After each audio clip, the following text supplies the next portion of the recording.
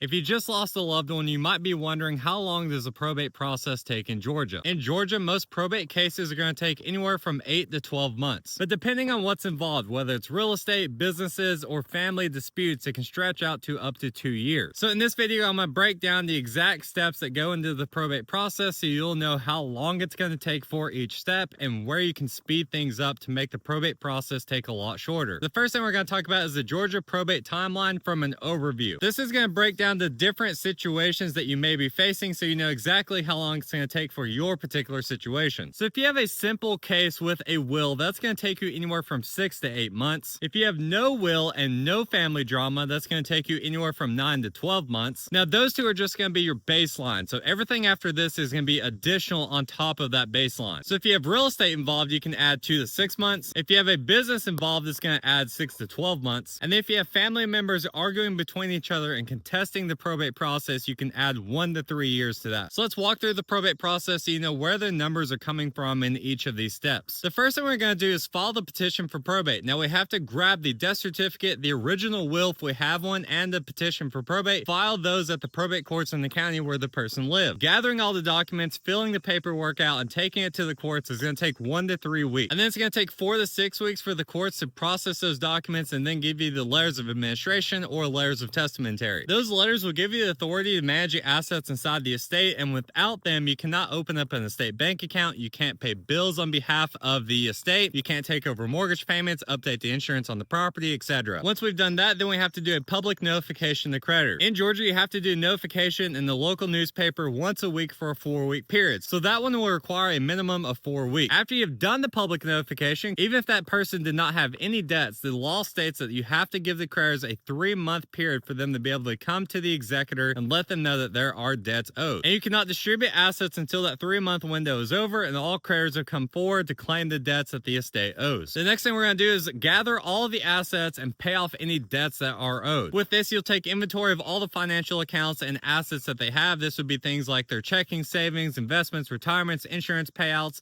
and any real estate that they may own. For the financial accounts, you will transfer all of those assets into the estate bank account, so now all of the money is inside of the estate. Then you'll pay off any debts that the estate owes. If there's not enough money inside the estate to pay off those debts, you'll have to sell assets inside the estate that generate cash to pay those debts off. This whole process of taking inventory, paying off debts, selling assets can take 2 to 6 months. Once you're done paying off the debts, then you can distribute the remaining assets per the intestate laws or the will if you had one. When you're done making distributions out to the beneficiaries, then you'll do a final accounting which accounts for all the expenses of the estate, all the debts that you paid, and then all the distributions that you made out to the beneficiaries. You will file that final accounting along with a petition to discharge you as the executor or the administrator of the estate. The courts will approve that and then close out the probate process. That whole process will take you 1 to 2 months. So let's recap the amount of time it will take for you to go through the probate process in Georgia. We're going to have filing the documents and court approval, which will take 1 to 2 months. We're going to have creditor claims and public notifications, which will take a minimum of 4 months. You know, paying off debts, distributing assets, do the final accounting, and then filing the petition to discharge you as the administrator or the executor of the estate. That will be another 4 to 6 months. So in total, you're looking at 8 to 12 months. Generally, you're going to be around 12 months for the probate process in Georgia. So now that we know the general timeline for the probate process, what are some things that are going to slow down your probate process so we know to look out for them and avoid them if possible? The first one is going to be if you don't have a will. In this case, the assets will get distributed per the intestate laws, and then you have to go find all the heirs of the estate. This alone can add 2 to 4 months. Then you have heirs fighting among themselves, whether it's who's going to be managing the probate process, who's going to be distributing the assets, how those assets are being distributed,